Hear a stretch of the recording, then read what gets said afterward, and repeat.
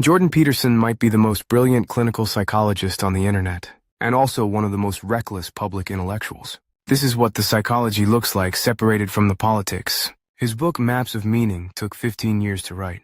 Published by Routledge in 1999, nearly 2 decades before his first viral clip. Academics cited it, real scholarship, years before YouTube existed. So what happened? Start with the meme, clean your room.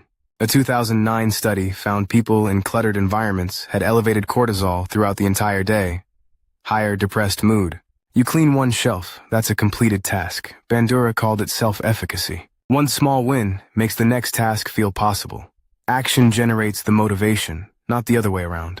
Meaning over happiness, that's the second idea. A 2013 study in the Journal of Positive Psychology found that meaning seekers reported more stress in the short term, more anxiety, but significantly better long-term resilience, deeper satisfaction, lower depression over time. Peterson didn't invent this. Viktor Frankl wrote it in a concentration camp, but Peterson made it accessible to 20-year-olds on YouTube. Maps of Meaning. Humans navigate reality through stories. You have a story about who you are, where you're going, what matters. Lose that narrative, and you don't just feel sad. You feel existential despair. The world stops making sense. The shadow. Jung's concept. Peterson's fourth idea. You have a capacity for cruelty, manipulation, violence. Everyone does. Gross and John, 2003. People who consciously acknowledge their aggressive impulses have better emotional regulation, lower rates of explosive outbursts. Denying the darkness doesn't eliminate it.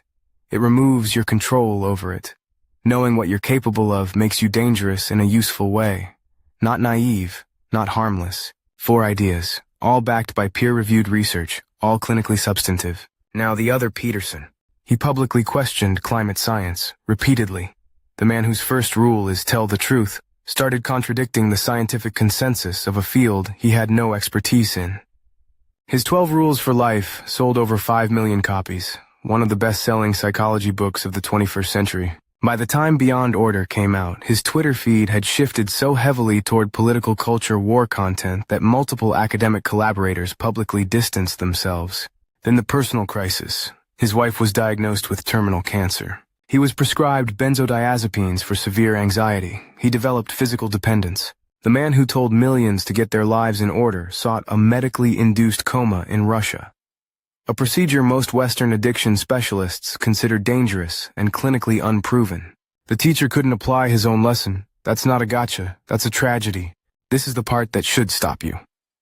Peterson scored in the 99th percentile for openness to experience on the Big 5 personality test. High openness is linked to creative intellectual exploration, but also vulnerability to ideological radicalization under high stress. His own personality framework may explain his own drift. That's not irony, that's data. The verdict. The clinical psychology is evidence-based, genuinely useful, peer-reviewed, and replicable. The political commentary is a separate product, from a separate version of the same person.